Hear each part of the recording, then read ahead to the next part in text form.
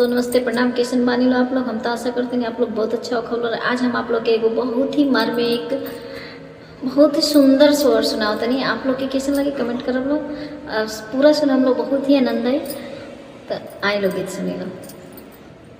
ब्रह्मा जी बैठेले सिंहासन त बलकाया राज करे, बलका अरज करे हो।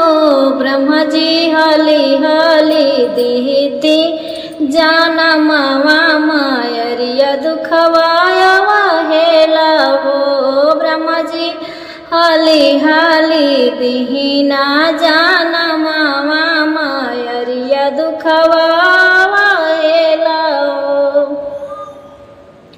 अब हिनता अखिया मुनाइल बाटे, मुहावा दबाइल बाटे हो। बाबू सारा देहिया नार में बान्हाइल बा, मायरिया कैसे चीने लो। बाबू सारा देहिया नार में बान्हाइल बा, मायरिया कैसे चिन्हे लो।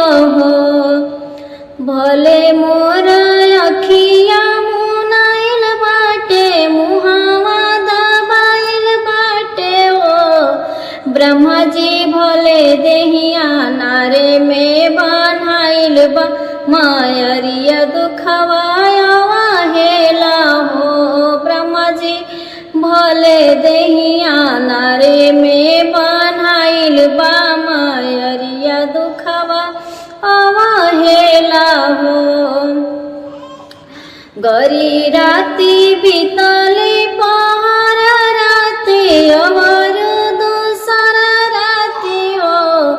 ललनाती सररतिया होरीला जनमल, महलिया उठे सोहर हो।